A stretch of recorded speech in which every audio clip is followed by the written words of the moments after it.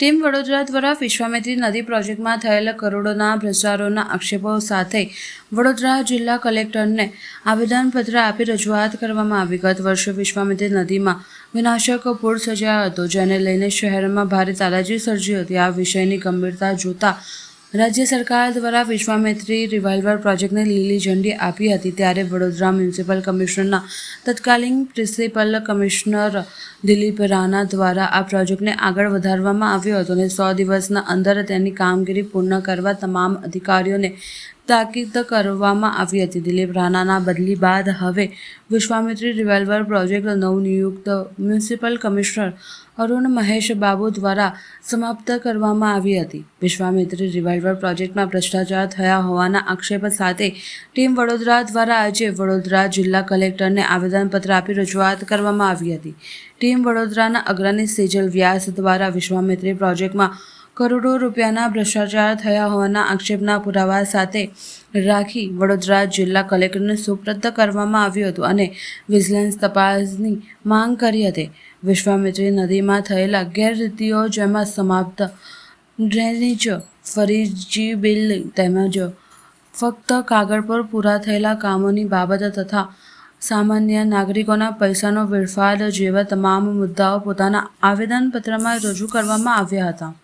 જે કામ કોર્પોરેશન કરવાનું છે 24 કિલોમીટર સફાઈ, એ સેમ કામ કોર્પોરેશન પણ કરવાનું છે, સિંચાઈ વિભાગ પણ કરવાનું છે, પરંતુ 52 કરોડ રૂપિયાનો ડિફરન્સ આવે છે સૌથી મોટો.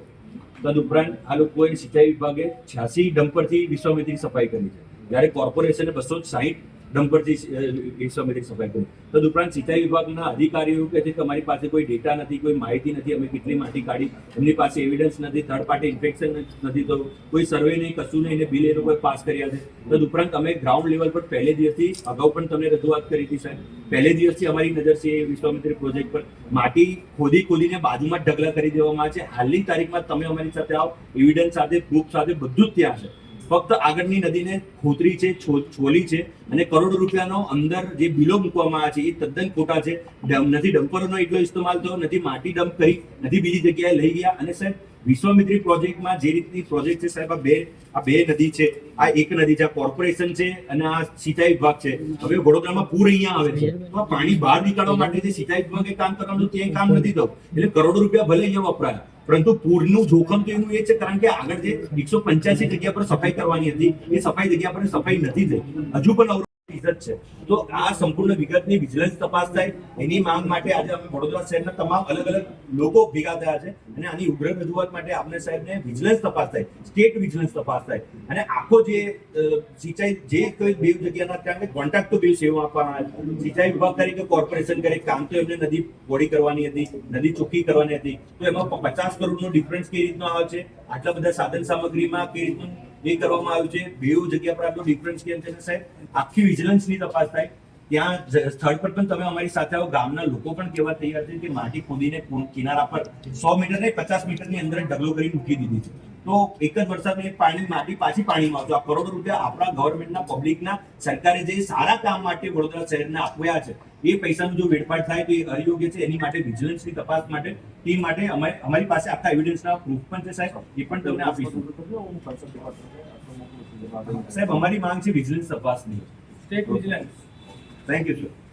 અને સાહેબ તમે પર્ટિક્યુલર આમાં ઇન્ટરેસ્ટ લો ને, એક આટો મારીને પણ જુઓ, કારણ કે આગળ ખોટું થયું છે. પિંગલવાળા સામે હજુ સફાઈ પણ નથી થઈને જાહેર કરી દીધું કે અમે સફાઈ કરી દીધી છે, એ જગ્યા પર હજુ પણ પાવડો નથી વાગ્યા અને એ લોકોએ રજૂ મૂકી દીધું છે કે ખોટું થયું છે. અને શહેરમાં પૂર ના આવે સાહેબ, આપણે પણ લાસ્ટ ટાઈમ પર બધા કલેક્ટર સાહેબને બધા સાથે જ આપણે સમાજ સેવામાં અમે વડોદરા શહેરના તમામ સમાજ સેવકો છે સર. અમે સરકારના વિરોધમાં નથી, પણ જે ખોટું થયું છે એ ના થવું જોઈએ સર. એની માટે થેન્ક યુ. ગત વર્ષે જે પૂર આવ્યા હતા વિશ્વામિત્રી નદીમાં, 3 દિવસ સુધી લોકો ભૂખ્યા રહ્યા, પાણી વગર ટળવળ્યા, નાના બાળકો, અબાલ વૃદ્ધો. તેના બાદ આ એક પ્રોજેક્ટ મૂકવામાં આવ્યો અને પ્રોજેક્ટ દ્વારા વડોદરા શહેરની પવિત્ર વિશ્વામિત્રી નદીમાંથી માટી કાઢવાનો, શુદ્ધ કરવાનો એક કામ કરવામાં આવ્યું. પરંતુ ક્યાંક ને ક્યાંક આ કામગીરીમાં મસ્ત મોટો ભ્રષ્ટાચાર થયો હોય તેવું અહીંયા દેખાઈ રહ્યું છે, કારણ કે માટી ક્યાં કોને વેચી છે એ બહાર નથી આવી રહ્યું. બીજી બાજુ જે તે અમે આરટીઆઈથી બીજા ડોક્યુમેન્ટ ઊભા કર્યા છે એમાં ક્યાંક એવું લાગી રહ્યું છે કે ક્યાંક મસ્ત મોટો ભ્રષ્ટાચાર અહીંયા થયો છે. આની એક વિજિલન્સ તપાસ મૂકવામાં આવે, CBI તપાસ મૂકવામાં આવે. સાથે જો અહીંયાથી પણ કંઈ કામ નહીં થાય તો આગામી દિવસોમાં હાઈકોર્ટમાં પણ PI દાખલ કરીને વડોદરા શહેરની જનતાના જે વેરાના રૂપિયા ભ્રષ્ટાચાર રૂપે લોકોના ખિસ્સામાં જઈ રહ્યા છે એને બચાવવાનો પ્રયાસ કરીશું. આજે વડોદરા શહેર કલેક્ટરમાં અમે બોટ સાથે બીજા જેકેટ અને અન્ય વસ્તુઓ લાવીને વડોદરા શહેર કલેક્ટર સાહેબને આવેદનપત્ર આપવા આવ્યા છે.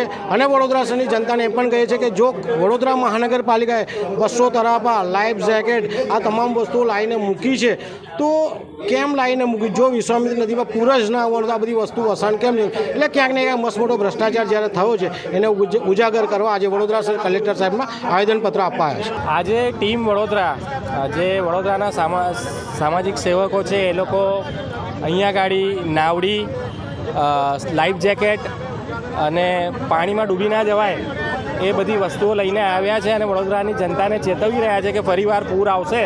કારણ કે આ લોકોએ વિશ્વામિત્રીમાં સદંતર લૂંટફાટ કરી છે, 1200 કરોડ રૂપિયાનું એંધાણ કર્યું છે, લૂંટ કરી છે. એટલે અમે વિજિલન્સ તપાસની માંગણી કરવા આવ્યા છે અને જે કોર્પોરેશનને જે લોકો છે એ લોકોને સ્થગિત કરવામાં આવે એવી અમારી માંગણી છે.